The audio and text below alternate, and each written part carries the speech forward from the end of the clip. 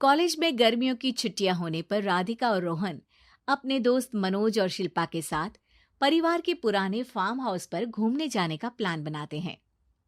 Guys, तुम दोनों को वो फार्म हाउस बहुत पसंद आएगा। बचपन से ही वो मेरी और रोहन की सबसे पसंदीदा जगह रही है। पर मैंने तो इतने सालों में तुम्हारे मुंह से कभी फार्म हाउस का नाम तक नहीं सुना। बचपन में फार्म हाउस जाते थे, लेकिन फिर अचानक सबने वहां जाना बंद कर दिया और वजह कभी किसी ने बताई नहीं। पर अब हम चारों मिलकर वहां धमाल करेंगे। इसी तरह बातें करते कुछ घंटों का सफर तय कर चारों शहर से दूर ऊंची पहाड़ी पर बने राधिका और रोहन के फैमिली फार्म हाउस पर पहुंच जाते हैं। वाह यार, ये तो बड़ा ही सुंदर है। पूरा घूमोगे तो और अच्छा लगेगा, लेकिन उससे पहले सब फ्रेशन अप हो जाओ, फिर साइट सीइंग के लिए जाएंगे। राधिका और रोहन अपने अपने कमरे में चले जाते हैं, लेकिन मनोज और शिल्पा घर में घूमने लगते हैं, जहां शिल्पा की टक्कर हॉल के बीचों बीच रखी एक पुरानी लकड़ी की कुर्सी से होती है। आह, लग गई रे माता, इस कुर्सी को बीच में किसने रखा हुआ है? अरे तेरे स्वागत के लिए भूत ने रखा होगा। ओए, तुझे बहुत हंसी आ रही है। जब खुद टकराएगा तो पता चलेगा। हाँ ठीक है, पर अभी तो तू इसे साइड में रख दे। शिल्पा कुर्सी को एक कोने में रख देती है और वो दोनों भी अपने कमरे में चले जाते हैं, जिसकी थोड़ी देर बाद चारों बाहर घूमने निकल जाते हैं। इसी तरह रात हो जाती है। फार्म हाउस में वापस आकर वे लोग सीधा सोने चले जाते हैं।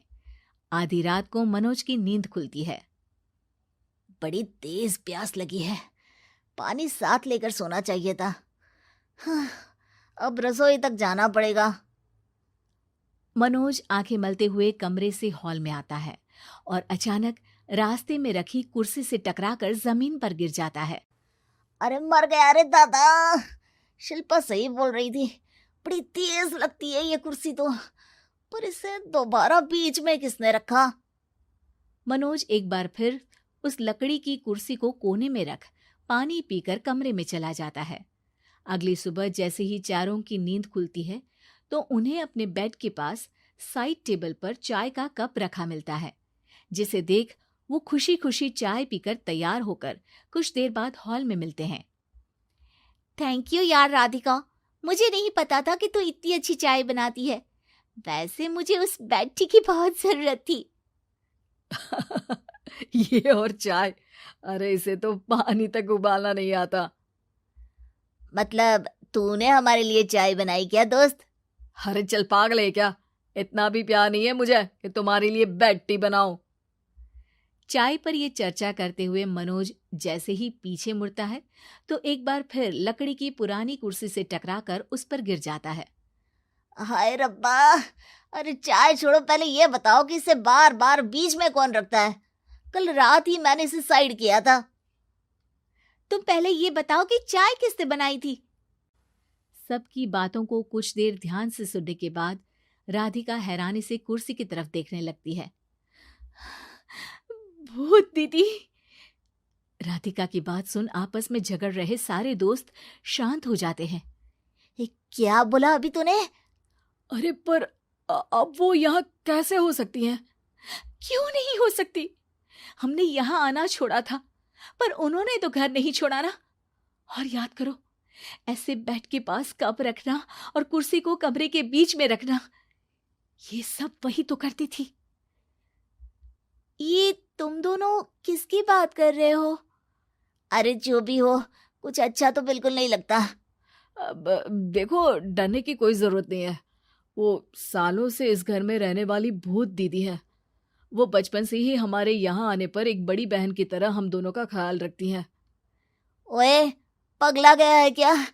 शिल्पा, मुझे यहाँ नहीं रहना, तू भी मेरे साथ ही चल। ये दोनों तो पागल हो गए हैं। जहां मनोज डर से वापस जाने की बात कर रहा होता है, वहीं शिल्पा अपने फोन में बिजी होती है। क्या तुम्हें यहाँ की सिचुएशन समझ में नहीं आ रही जो फोन में लगी हो? जिसे जो करना है करो, मैं तो जा रहा हूँ। मनोज हड़बड़ाहट में अपने कमरे की तरफ जाता है, जिसके साथ राधिका और मोहन भी उसे रोकने के लिए पीछे पीछे जाते हैं, लेकिन शिल्पा वो तो अभी भी फोन में लगी रहती है। कुछ देर बाद जब वो तीनों दोबारा हॉल में वापस आते हैं तो शिल्पा को सबके पैक्ड बैग्स के साथ देखकर हैरान रह जाते हैं। ये सब क्या है शिल्पा? यहाँ हम इसे समझा रहे हैं और तुम हमारे बैग्स भी पैक कर कर लेकर आई। अरे आखिर में फोन से बाहर निकलकर कुछ किया तो सही इसने। दोस्तों देखो, कल से हम यहाँ हैं। भूत दीदी ने कुछ किया नहीं ना? फिर डर क्यों रहे हो? 4 दिन और रुकोगे तो पता चलेगा कि क्या होगा। मतलब? इस पर शिल्पा उन तीनों को फार्म हाउस से बाहर लाकर फोन में पुरानी न्यूज का आर्टिकल दिखाती है। सालों पहले यहाँ रह रही औरत ने अपने दोनों बच्चों को सुबह सुबह दूध में जहर पिलाकर मार दिया और फिर हॉल में उस कुर्सी पर खड़े होकर खुद भी फांसी लगा ली थी। तुम्हारी बातों से मुझे इस केस की याद आ गई। गूगल किया तो पता चला कि ये वही फार्म हाउस है। अभी भी यहाँ रहना चाहते हो जिससे कुछ दिनों में वो सबको थोड़ा थोड़ा जहर देकर मार दे? अरे पर ये दोनों तो बचपन से यहाँ आ रहे हैं, फिर इन्हें अभी तक कुछ क्यों नहीं हुआ? वो तो पापा बताते हैं कि हम आते थे। हाँ, और मुझे भी एक बार का ही याद है। वाह, और कहानियां तो ऐसे सुना रहे थे जैसे सदियों से यहीं रहते हो। तीनों ये बात कर ही रहे होते हैं कि अचानक फार्म हाउस में से एक आवाज सुनाई देती है। मैं यहाँ किसी को जिंदा नहीं रहने दूंगी, किसी को नहीं। बस ये सुनने की देर ही होती है कि चारों डर से कांपते हुए तुरंत कार में बैठकर वहां से भाग जाते हैं।